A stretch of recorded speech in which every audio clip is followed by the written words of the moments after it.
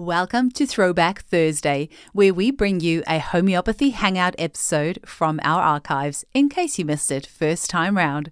Because this episode may be a couple years old by the time you hear it as a throwback, some of the special offers, links, or content may not be valid anymore, so please keep this in mind when listening. You're always welcome to reach out to us at info@eugeniekruger.com. Enjoy the episode. Today we speak with Jerry Kantor, a homeopath and acupuncturist specializing in pediatrics, mental illness, autism spectrum ailments, autoimmune conditions, and infertility. He was the first acupuncturist granted an academic appointment at Harvard Medical School's Department of Anesthesiology, and he's a faculty member of the Ontario College of Homeopathic Medicine. He's the author of several books, including Interpreting Chronic Illness, The Toxic Relationship Cure, Autism Reversal Toolbox, and Hamish Homeopathy.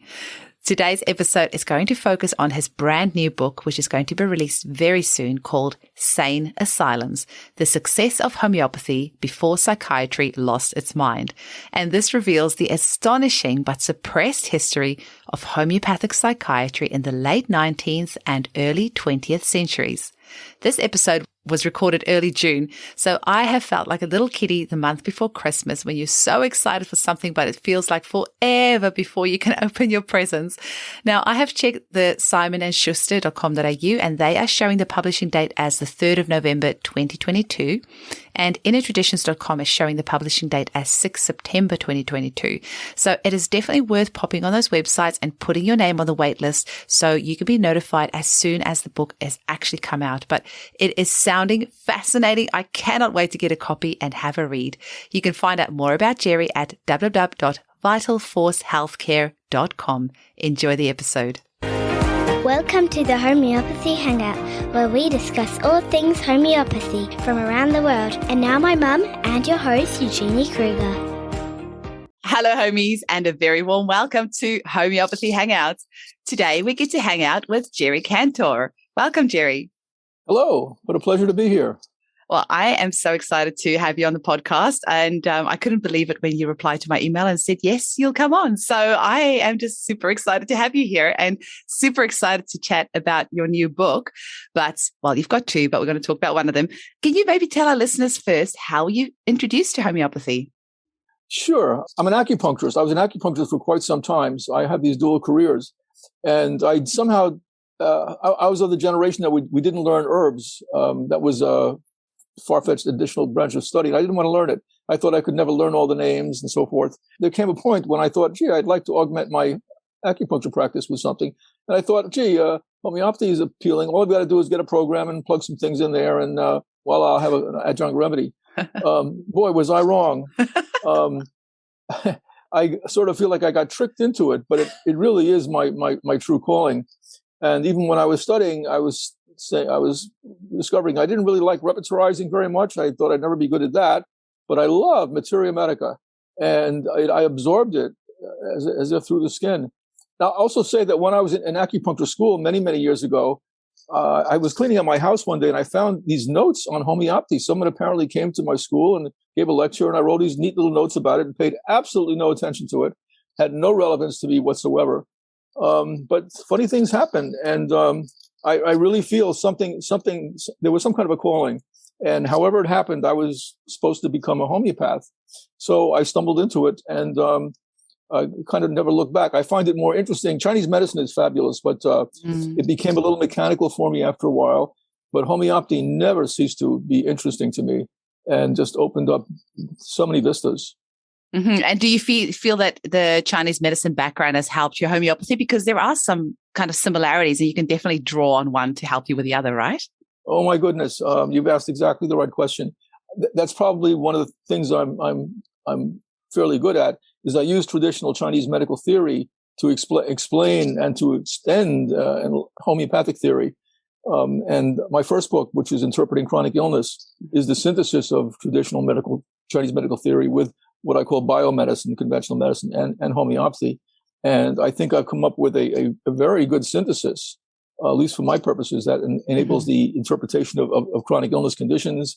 And I've extended that very much in this book, but I'm not going to talk about today, on existential quandaries, in which I've found these 5 very core existential questions that correspond to the 5 classical miasms. And that's something, that's territory I did not go into in my first book. But yeah, the Chinese medicine is really enables explanations that are simply not possible in normal English. And I've used that, I've taken advantage of that in a number of places, including my book on autism. I got that book, the Autism Reversal Toolbox. That's been out for many years now because I got that several years ago. I feel like it was maybe like 7 or 8 years ago. I think I got that book. It's really a second edition just came out just this past week. So wow. a few revisions. So that's published through Emrys. And I love that you're interpreting chronic illness book. You can, it's available on Kindle as well, because I was able to just quickly hop onto Amazon and it was available right there and I could just, get it and start reading it straight away. So I love that you do that. I'm not too happy though that the book that we're going to be talking about today, Sane Asylums, I went to go get that on Amazon and it's not out until the 9th of August. So you are just going to be... 9th? I only know the 23rd when the hard copy comes out. Oh, really? Well, it said the 9th of August for the Kindle version. And actually the podcast is probably going to come out just a little bit before that. So our listeners won't have to wait as long as I'm going to have to wait.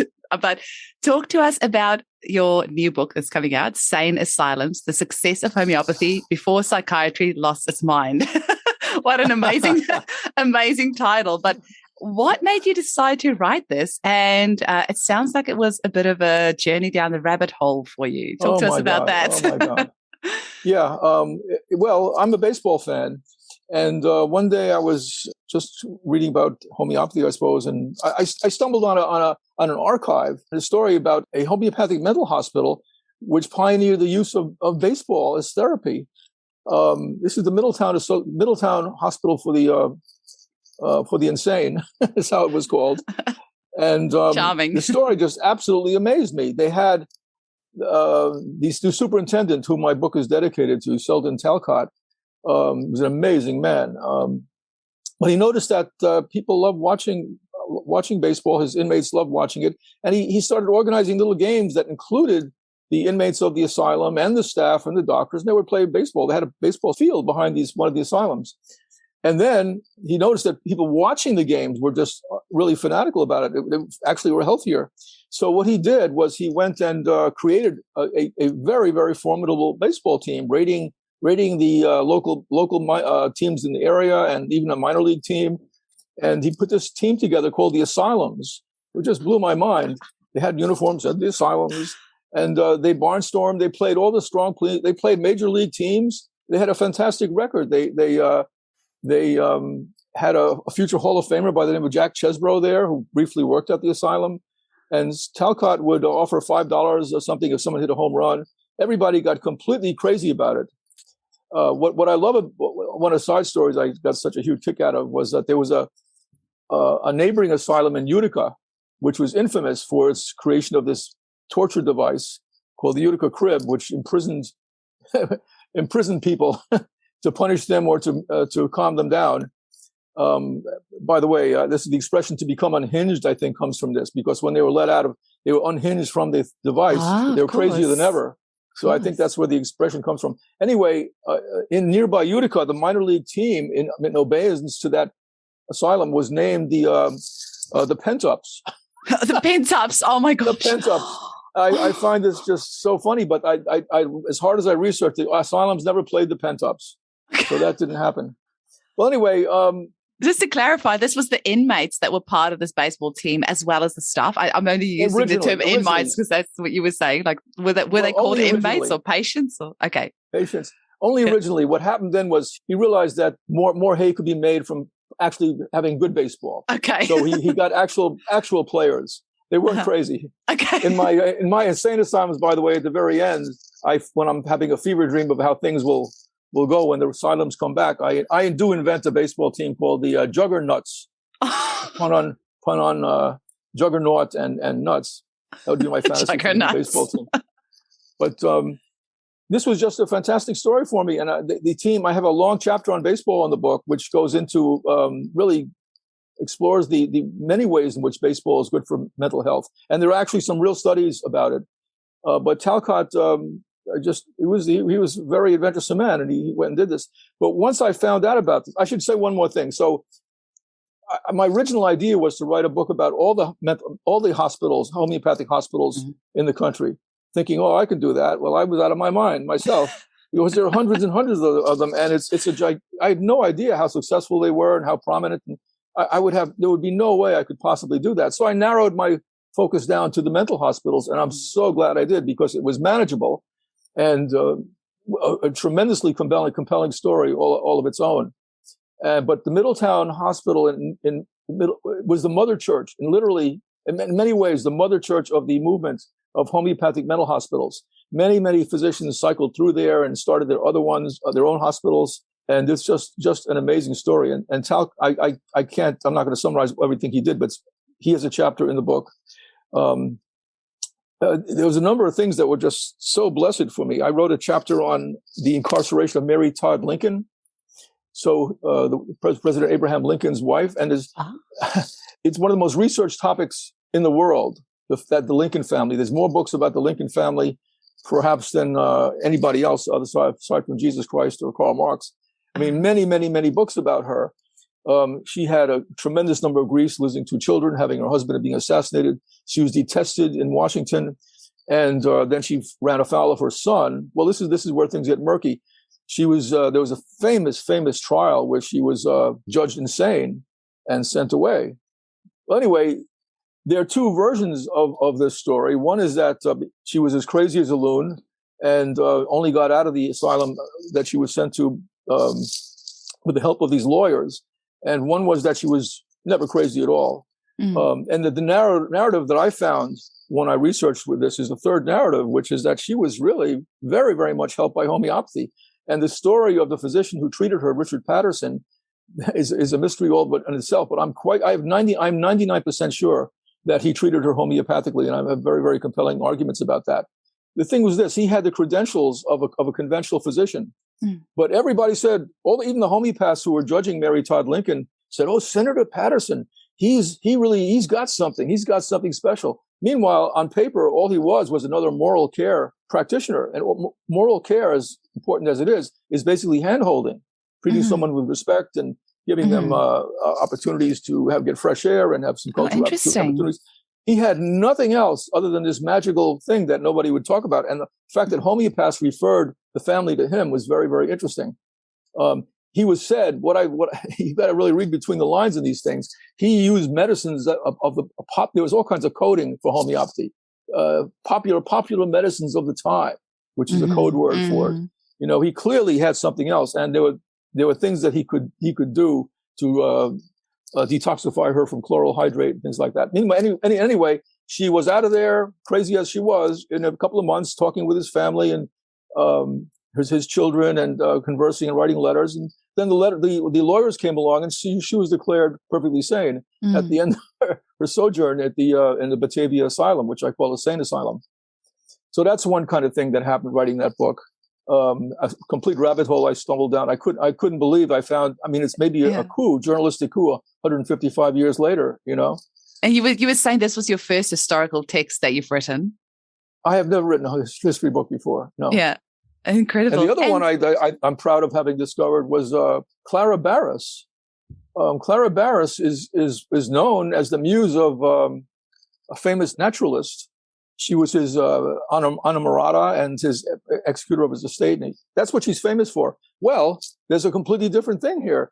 For 14 years, she was the homeopathic physician and assistant to Selden Talcott at the Middletown Asylum.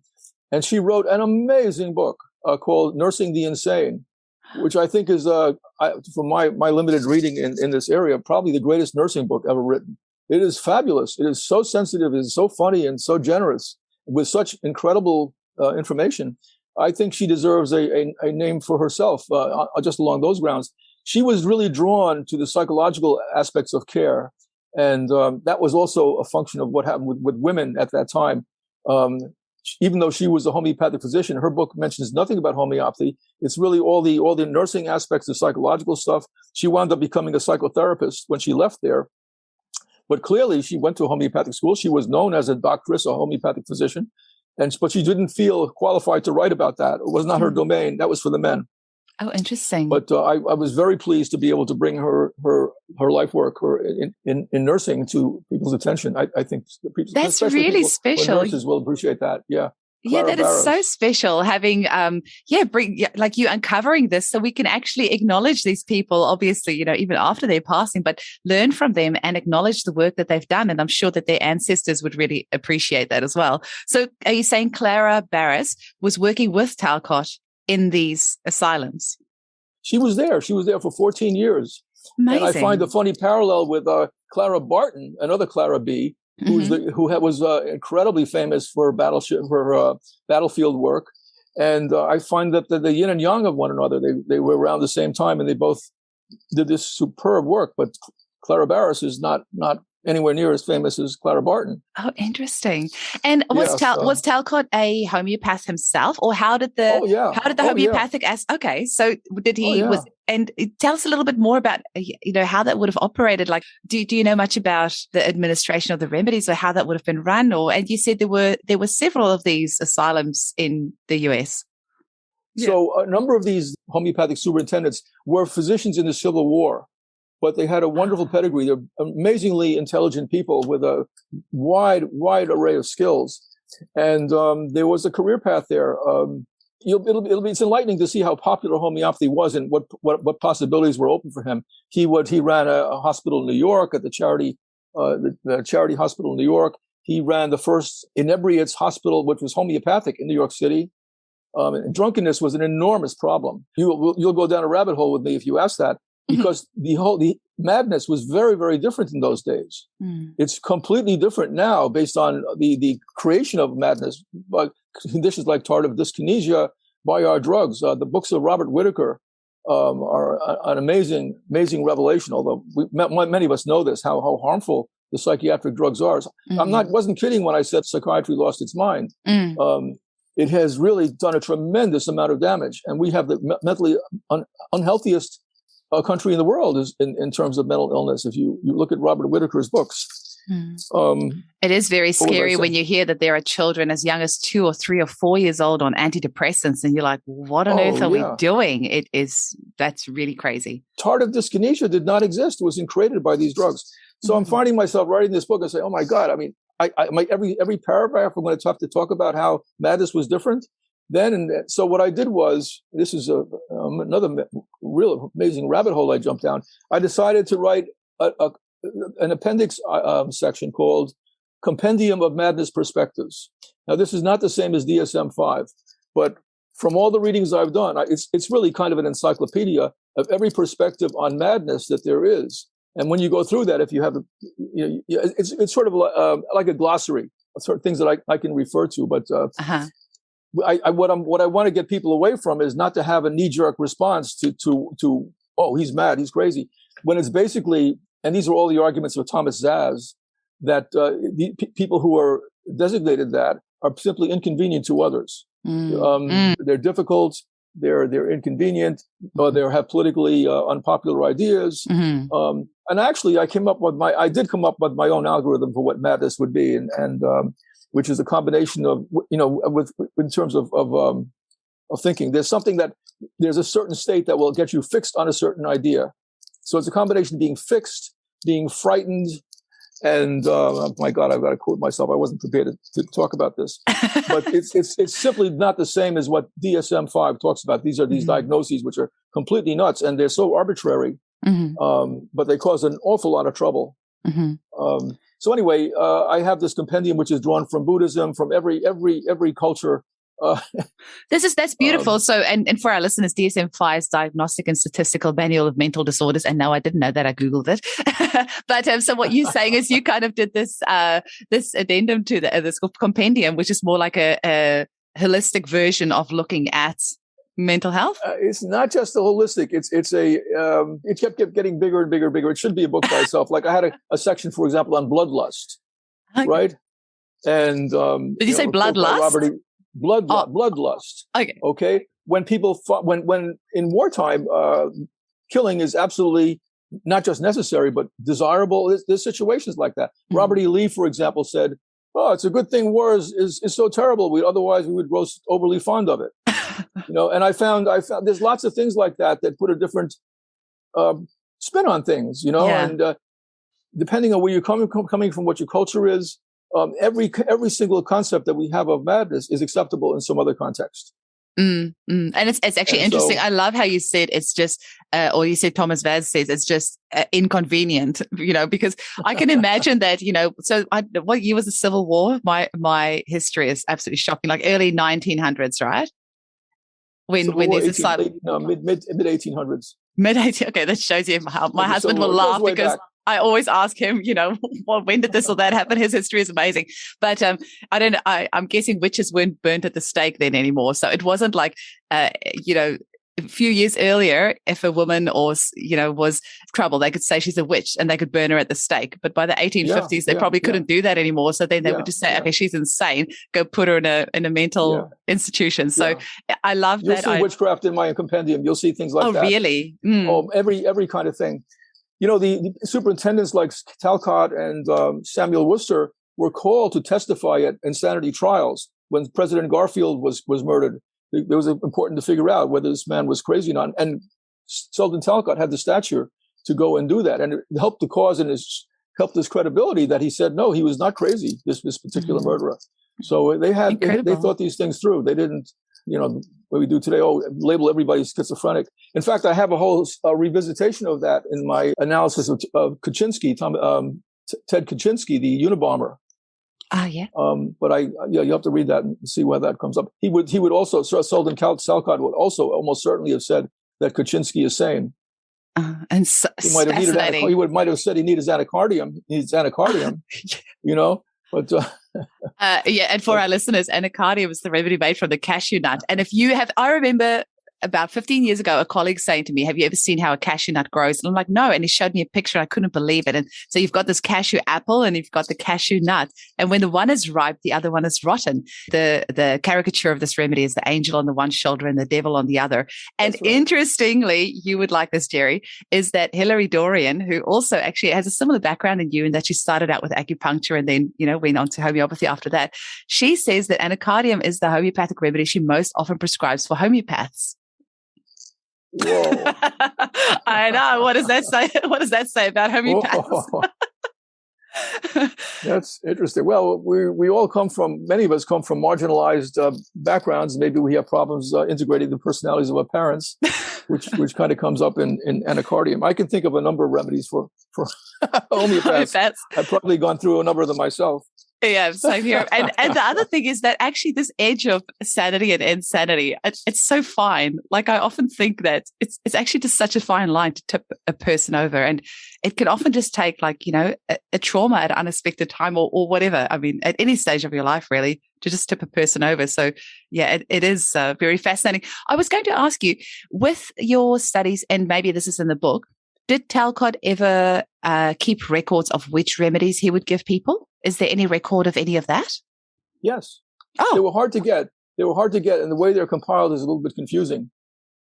And also, believe it or not, there might still be privacy protections for some of these people. So they tended not to be, the names were never given, but yeah, they were. I did find in my searches, I did find case histories. Hi homies, I have to quickly interrupt this episode to let you know that you have 2 opportunities to watch the film Introducing Homeopathy for free. Thanks to the film's collaboration with the Children's Health Defence. The first screening will take place on 17 February, 10 a.m. Eastern Time, and the second screening at 6 p.m. Eastern Time on the same day. Introducing Homeopathy is a professionally produced feature-length film dedicated to bringing homeopathy into every household and healthcare system globally. I've also had the privilege to interview the film's creative lead, Kim Elia, on the podcast twice, so be sure to check out episodes 92 and 266 for more information about this incredible film. To watch, you can register at www.children'shealthdefence.org/introducing-homeopathy. To easily convert this time zone to your own, check out the Time Buddy app. So 10 a.m. Eastern Time is 11 p.m. in Perth, 3 p.m. in London and 1 a.m. in Brisbane. Just to give you a rough idea, the second screening at 6 p.m. Eastern Time is 7 a.m. Perth, 11 p.m. London, and 9 a.m. in Brisbane. Okay, back to the episode. That's cool. But again, just talking about it, the way things were described, there were such different conditions then. I mean, syphilis was such a big deal. Consumption was such a big deal. Inebriation. Consumption, I think, is tuberculosis, hey? Yeah. Oh, my gosh. Yeah, so that was why I felt compelled to create this compendium of Madness perspectives. And that was another place where I could talk about these old terms and what they were about. Also eugenics was that was another eye opener for me. The prominence in the prevalence of eugenic points of view, even among homeopaths. So that played into the kinds of diagnostics that were done. Mm-hmm. Interestingly enough, it didn't affect too much how homeopaths treated, but it certainly left a bad impression when you read it from today's standpoint. And of course, much worse things were done with it. It became eugenics in America was the blueprint for what the Nazis eventually did. The Nazis were delighted that Americans had come up with this notion, and boy, did they put it to work. Far out. Now, I just want to make sure, because I am really intrigued to get this book myself. The Compendium of Madness Perspective. Is this something that is out already, or is this going to come out? Oh no, this is actually an appendix section in the book. Okay, gotcha. I'm looking at it right now. I'm just thinking of your publication schedule. So you were super busy in COVID. So you've got this book coming out this year, and then you've got another book coming next year, and maybe like the full book version of the Compendium of Madness Perspective can come out. So then you sort it for every year. Yeah, one of my reviewers said that Eric Leskowitz, who wrote the foreword to it, said when he found it, it was, my God, this should be a separate book. Yeah. To me, it was a matter of expedience. I felt I had to create something like that, so I wasn't constantly interspersing these explanations. I put them all in one big place. If you want to know what we'll see what I have there. You pick anything.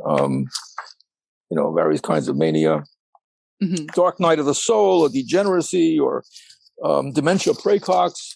It's all those things are back there and just explained, including chemical imbalance theory, which is totally false. I mean, that's explained back there too. I didn't want to have to do that constantly. Mm-hmm. So interesting. So chemical imbalance theory, in that the theory is that if you have some sort of chemical imbalance, and if you take this drug, it's going to fix that chemical imbalance? Well, this is the point of view that's been pushed relentlessly by the PR arms of the pharmaceutical industry. Yeah, I hear a lot even as the psychiatrists, when they're talking officially, they would say they know that's a bunch of crap. It's not true. You cannot find a chemical imbalance based on a diagnosis of schizophrenia. You will not do that. It does not happen. And yet they try to distance themselves from it, even as they're making millions of dollars on the PR effect of that campaign. Absolutely. It's really disgraceful. I do see clients coming into clinic, and it's almost as if somebody telling them this lie that it's due to chemical imbalance. They own that and take that label and then somehow make it okay. It's okay that I'm like this because I have a chemical imbalance. It's actually, it's such a fine line. And so, yeah, it can actually be so damaging that you're telling this person it's chemical imbalance, and they think, okay, there's something wrong with me. If I take this drug, that's going to fix that. So, yeah, afraid not. By the way, here's an easy prediction to make.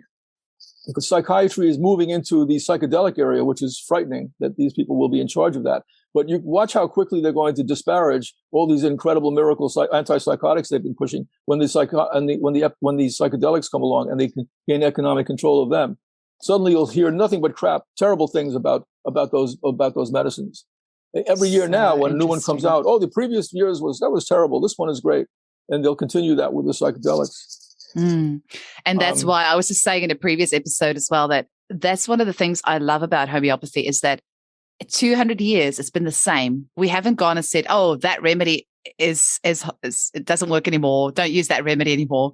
All our medicines have always, throughout 200 plus years, we've never recalled any of them. We've never, gone back on any of them. They've all been consistent throughout 200 years. So.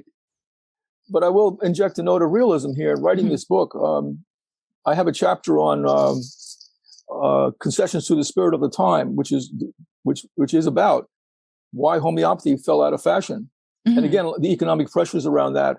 And the homeopaths were very much to blame. They were under tremendous pressure to declare what they were, and they were absolutely invited to become physicians if they renounced their theory. Mm. But the allopaths never had a problem. It really never thought it didn't work. Just on economic principles, they just didn't want their lunch eaten anymore. In Talcott's day and Patterson's day, homeopaths were wealthy. Mm. It was funny when I was writing this book. My wife's a realtor, and so sometimes I'll find a real estate website on my computer, and Patterson's home in Bellevue was for sale.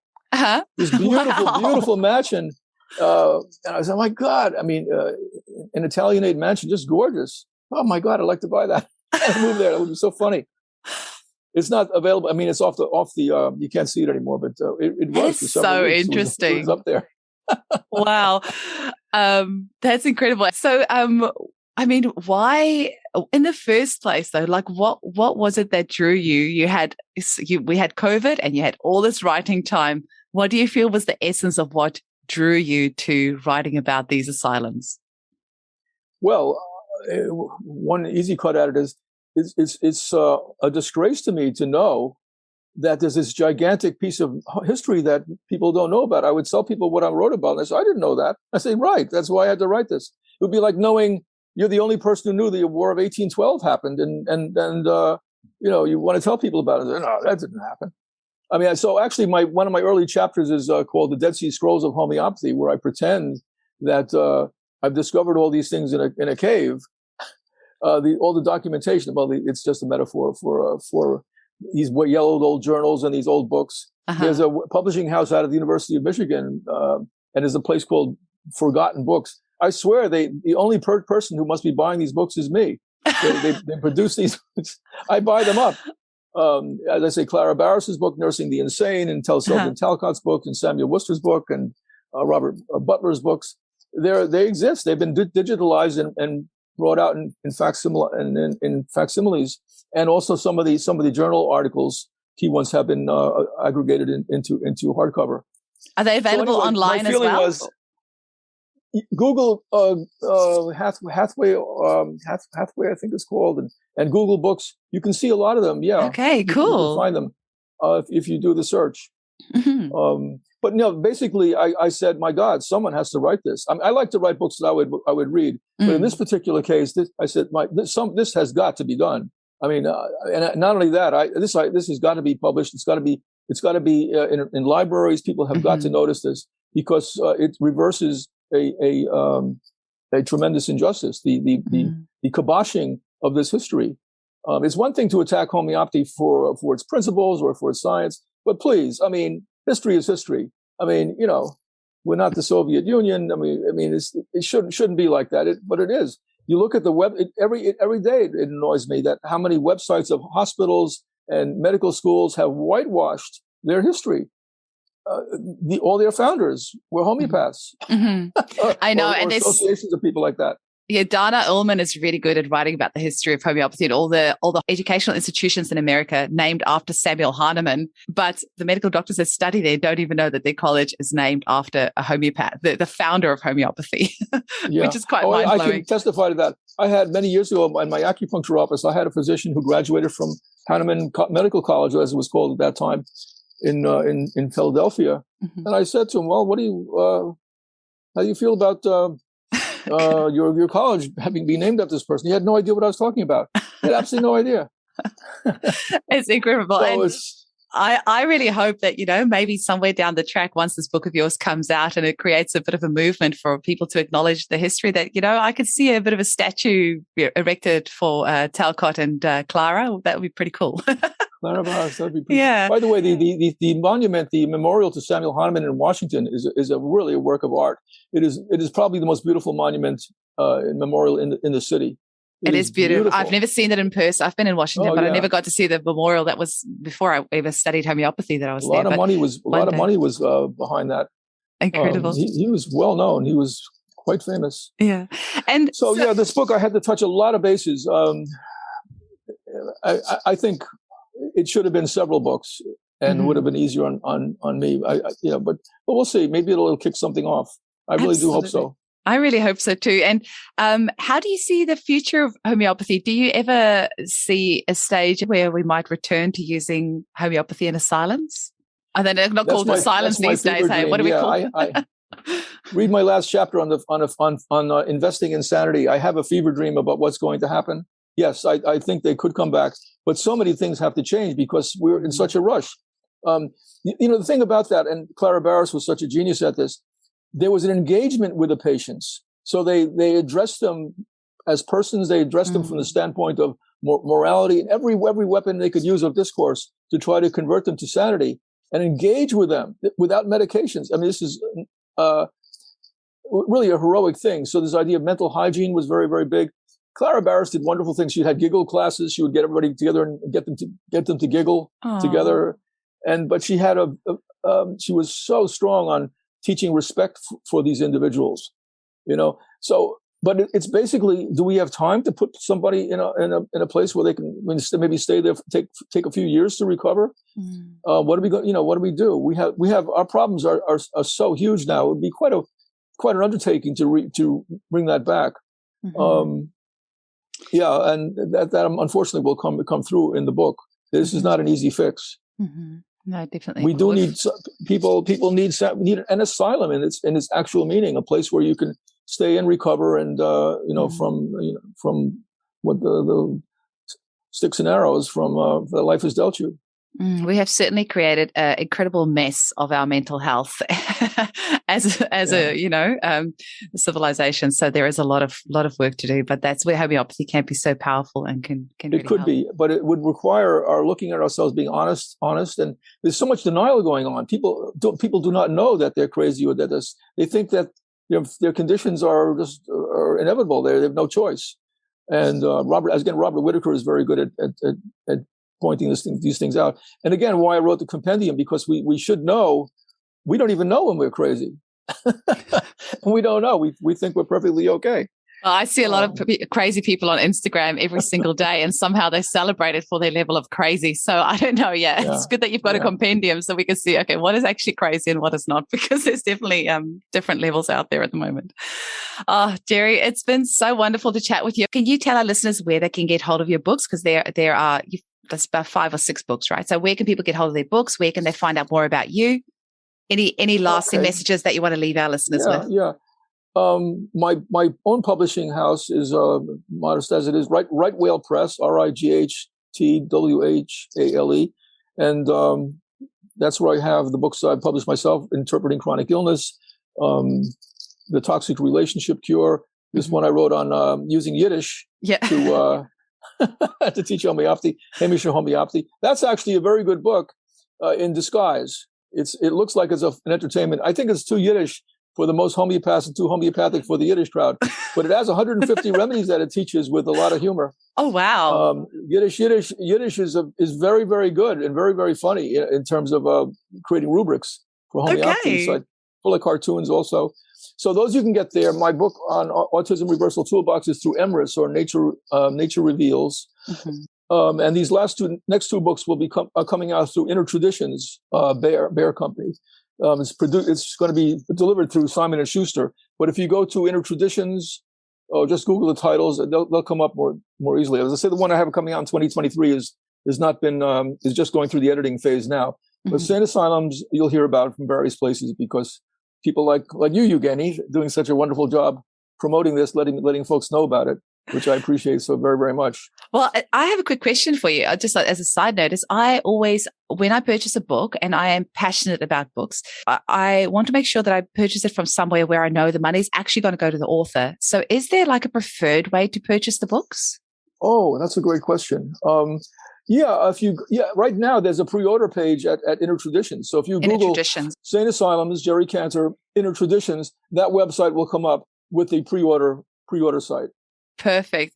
And I'm sorry it's taking so long, but they really do a very, very good job there. It's a serious publishing house. It sounds like it's worth the wait. I cannot wait to get my hands on this. And am I right if I say Sei gesund? Yes. Is that right? Yeah, there's various pronunciations. Zegesund. Zegesund. And it was wonderful to chat with you. Thank you so much for your time. My pleasure. Thank you very, very much, Evgeny.